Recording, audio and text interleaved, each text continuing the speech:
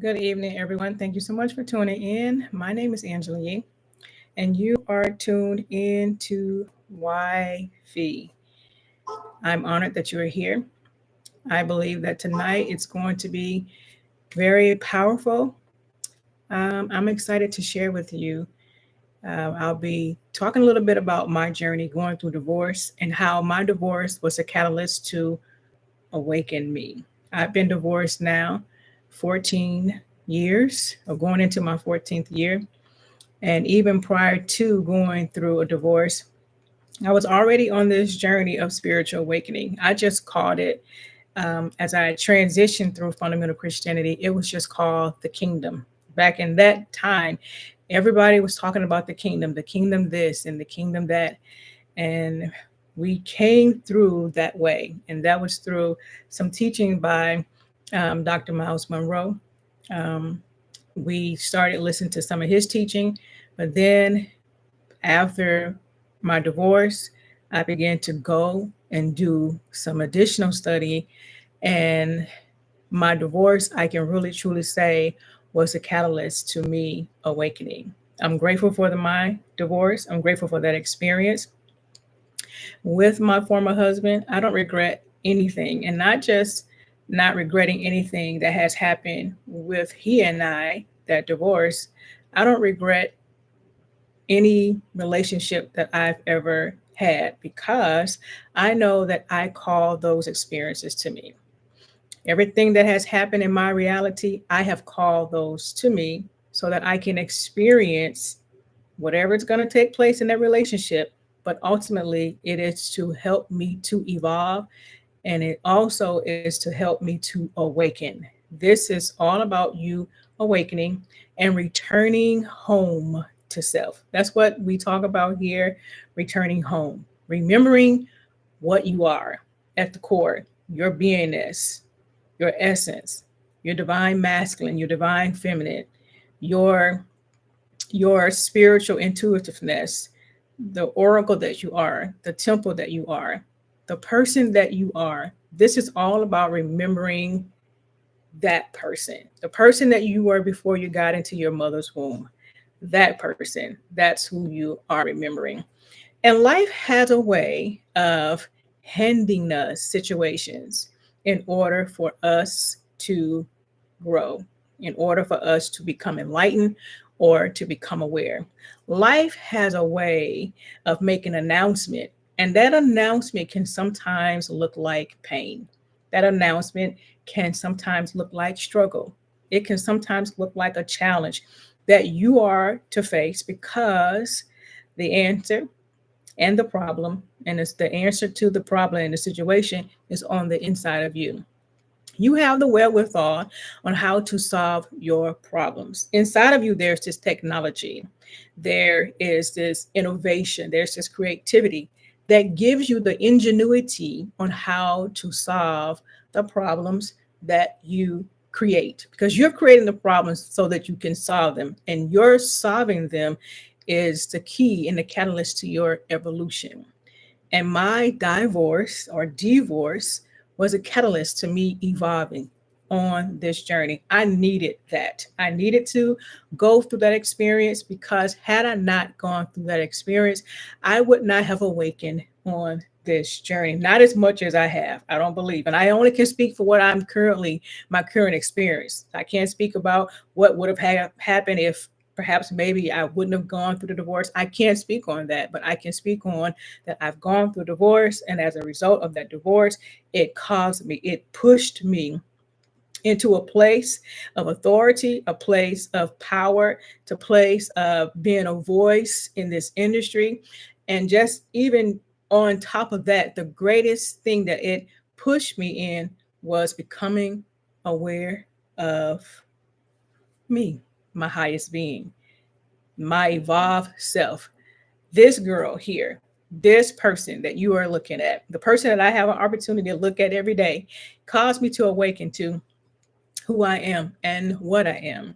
So I want to make some strong decrees and declarations tonight because we are rewiring the synapses in your brains because when the synopsis in your brain is rewired, it will give you a new experience.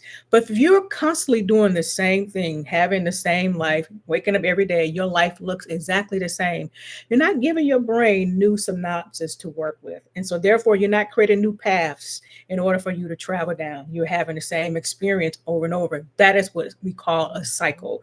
You live life in cycles, but you do things based off of a pattern. So the pattern in your life is to go through things over and over and over again until you get to a place where you bump your head. I remember when I was growing up, there used to be a say, oh, there's a brick wall down there waiting for that person, because you're going in the wrong direction and you won't listen to sound correction, sound wisdom, and sound truth. Cognitive dissonance sets in place. And so there's a brick wall that's down there that's waiting for you to knock your head up against it. And then finally, you would get to the place where you say, wait, I got to stop and take a retrospective look, see what's happening, and then make some decisions that will propel you into a different place. Quantum leap, having a quantum leap, a quantum jump in reality. That's what divorce is. That's what it was for me. And that's what it is for you. You went through a divorce so that you can have a quantum leap. If you would look at it from the right perspective versus walking around with your head dangling on the ground in the victim consciousness and saying, woe is me, I went through a divorce, it's painful as it may be, but yet it's not the end of your life. It's just a chapter. And you're turning the page to a chapter and you can begin again. Because remember, you caused that experience to you. You invited that person. You invited her. You invited him to share time and space with you in this quantum field, in this 3D dimensional realm that you're in. You invited. It was your will. It was your doing. It was your inward conversation that told you, that counseled you and told you that this was your one. This was a person. At one point, he was your one. But to the degree at which they, he, she, them were the one, perhaps maybe you did not know. And as it unfolded, as the time went on, your journey and your paths began to go in a separate direction. That was the indication that you asked for this.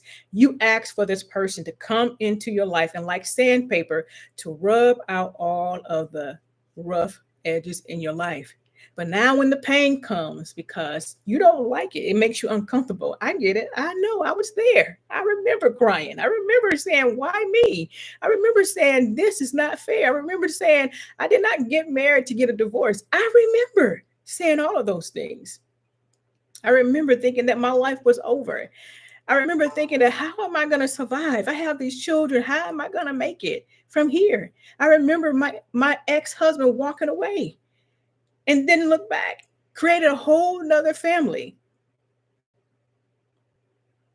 I remember the pain of having to face reality, that I was no longer going to be in a relationship with the person that I had previously said I do and that I was in love with and I called my best friend.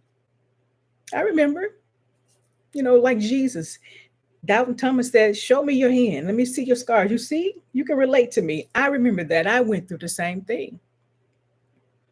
But I want to let you know today, you don't need anyone else's permission to be happy. You don't need your ex's permission to be happy. You don't need to be married to live the life of your dreams. If you want to travel the world, travel the world. If you want to go off grid, go off grid. You don't need permission to be you. You don't need another person to be who you are. Being married, for a lot of us, we believe and we know that marriage is not the end all, but reclaiming and remembering who you are, that is the beginning of a life that unfolds for you beautifully. Life begins to unfold for you when you remember what you are. When you start to come into remembrance and knowledge of your beingness, of a divine essence and nature of who you are, life becomes sweet. Life becomes beautiful. Do you have everything perhaps maybe you see in the physical? Maybe not. But life becomes so sweet because I know who I am and I know how to get what I want. I understand the laws and how the laws work and how to bend reality to work in my favor. How I don't have to work and hustle and bustle in order for things to come. How I know that I'm the magnet and that my life is radiant, that I have the law of magnetism, that I can attract whatever it is that I desire in this reality. Why? Because the spirit lives in you. You can attract what you want in this reality because the spirit lives in you. It doesn't live in you because you were married. It lives in you, irregardless if you are divorced or if you are married. The spirit lives in you. It doesn't live in your pain. It doesn't live in your past. Divorce is not the end of your life. It's not even the end of your story. Divorce for you was a decision to stop suffering in a lie. I can tell you that that was my story. I suffered in a lie. I pretended that I was happy with someone that I wasn't. I pretended that this was the best that I can get, that this was a person for me. And I accepted behaviors. And he probably accepted behaviors that were not in conducive with either of us. See, what you accept as true of yourself, that is what's going to manifest. And I accepted some things that were true of myself. And I manifested in that regard.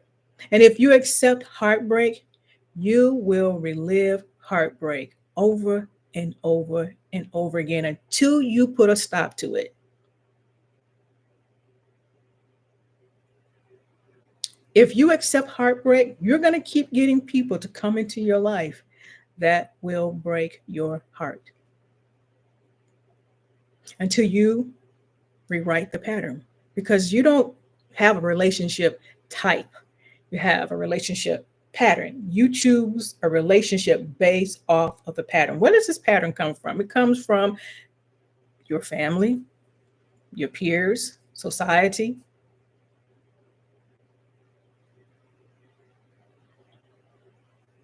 The first person that you've ever loved, the first man you've ever loved, really gave you a pattern of how relationships are supposed to look and feel.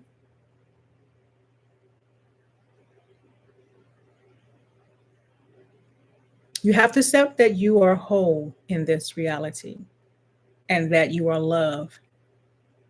Even divorce, even though you are divorced, you're still whole, you're still loved. And when you do that, your world must reflect that thought, has no other choice. Divorce is not failure.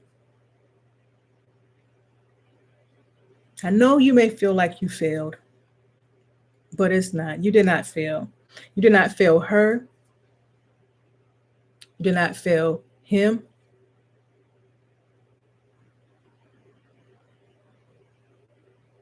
I'm going to say that again. Divorce is not failure. Irregardless of how it looks and how much and how deep the pain may be, divorce is not a failure. I don't care what they told you. They don't care if they're telling you that you're no good and they should have never married you and calling you all the names that they can think of. Divorce is not a failure. People get divorced every day, but divorce is an awakening. And in the realm of conscious creation, divorce is not punishment. I know we think that it is. I thought that I was being punished for something. Like, what did I do to deserve this? Some people would say you married the wrong person, and that's why you're going through a divorce. But I don't believe that you marry a wrong person. I believe you marry the person that you have chosen to be an experience with. But there is no right or wrong person. There's a pattern. You married the person that you were in vibratory frequency in alignment with at that time.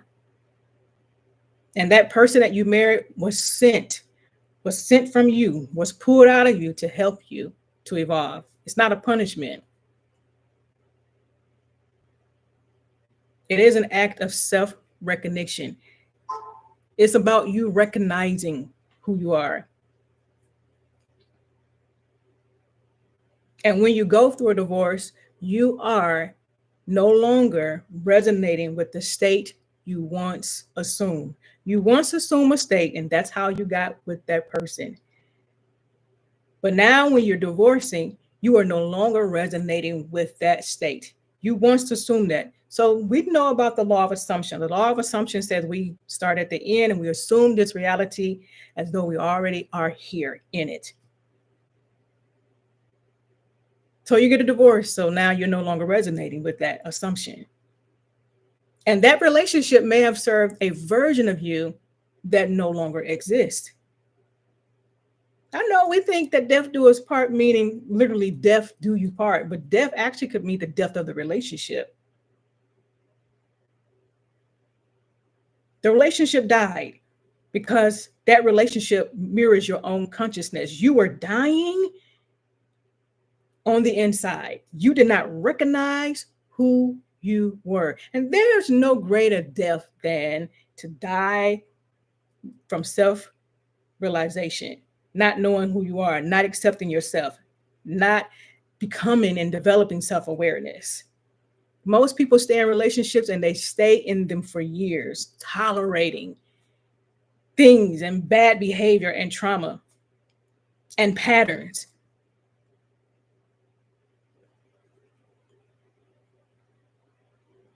Your relationships, all of them, whether it's a platonic, romantic, business, personal, all of those relationships mirror your own consciousness. And if that marriage reflected your insecurities, your traumas, or unconscious patterns, that divorce reflected a shift. Somebody type that in the comment. That divorce reflects a shift happening in your life. You are shifting from one dimension to another. You are having a quantum leap. And that is the announcement that the universe, that the cosmos is making to you. You are shifting from one place to another because you made a choice to rise into a new self-concept. You made the choice to rise up, to see yourself differently. And you're no longer vibrating at the pattern or frequency or the level of consciousness that you once vibrated on.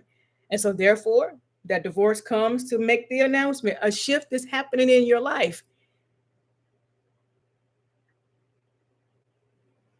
And a choice to rise into a new self-concept. You are the treasurer. You are still man.